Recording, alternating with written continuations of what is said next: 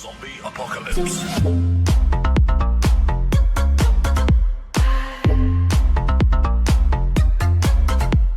What is going on, guys? Flawless, and welcome back to another Dota 2 video. And today we are going to be doing the top 7 skins in my collection. Honestly, this was a very tough list, and I added some that aren't exactly my favorites, but I felt like I needed to include them because they are either a really good deal or they're just an incredible skin to own and not very difficult to own. Some of these are event exclusives like Battle Pass, and some of these are just very expensive, and some of these you can actually get for quite cheap. So honestly, just give it a look. So at the number 7 spot is the Lichen Requiem for the Red Wolf clan.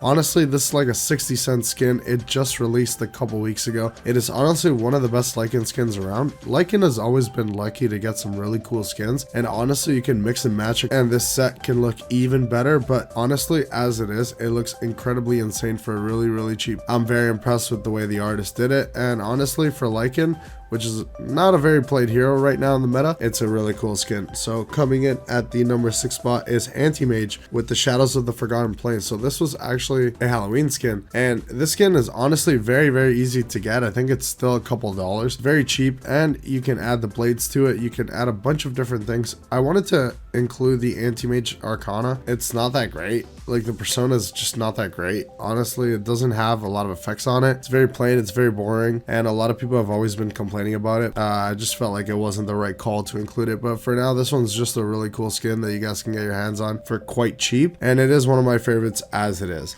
So coming in at the number 5 spot is going to be Tusk, Hammer of the Guarded Word, one of my favorite skins of all time, especially for how cool the color palette is. It's one of my favorite color palettes in the game. It looks incredible in my opinion, and just for shards, like if you have the Dota Plus subscription, you can definitely just grind these out and get it maybe in a couple weeks, depends how much you play.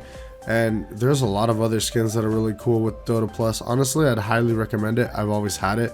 To me, it's honestly quite worth it just for the skins alone. I am a skin collector. I love having a ton of skins. So definitely let me know what you think in the comment section below about the skin. It's definitely one of my favorites. Coming in at the number 4 spot is a skin that a lot of people hate and a lot of people like. It's honestly a 50-50 split every time I ask people about it. It's the Pudge Persona. Honestly, it's one of my favorite Pudge sets ever just because it's so very Chucky-esque, where it looks like it can't do anything to you, but it's definitely menacing in the right hands. Now, honestly, my Pudge isn't the greatest, but in somebody else's hands, it could definitely put in a lot of work, and it's just a very cool skin concept. I'm a fan of it, and the Pudge Arcana is also quite cool, but I'm just more of a fan of the Persona. So coming in at the number 3 spot is going to be the Monkey King, Cult of the Demon Trickster. Honestly, a very expensive skin, a very cool skin. I am a big fan of this skin. For me to get it, I had to save up quite a bit because it was almost $150 Canadian at least.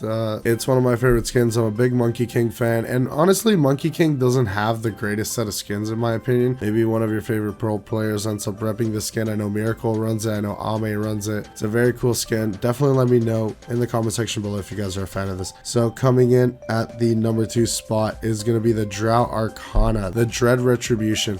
Such an insane Arcana, by far one of my favorites Arcana, if not my favorite Arcana in the entire game. It looks absolutely insane. The crossbow is honestly one of the best pieces, obviously, but just the way she looks, especially with the alternate style when it goes into red, it is honestly such a cool skin. And you guys, if you don't have it, kind of feel bad because it's a very cool skin. I had to dish out money in the battle pass because I was not going to make it on grinding free to play alone, so I ended up having to dish for it, but I'm very proud to be an owner of this skin. I'm a fan of the color palette. I'm a fan of just the artwork, just the way it looks. Let me know if you guys have this or if you just couldn't get it because you're free to play, or let me know how much it ended up costing you in the battle pass.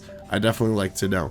So coming in at the number 1 spot is my favorite skin of all time, and it is the Invoker Persona. Whichever one that you like, whether it's the Dark Artistry set or the regular one, I'm honestly more of a fan of the regular one, the basic one without the Dark Artistry. Honestly, this is my favorite skin of all time. I couldn't get it the first time it released, but the second time they released it, I was so excited that they re-released the skin. Like, honestly, they never do this, and they did it for Invoker, and they actually just did it again for the Invoker Persona as well.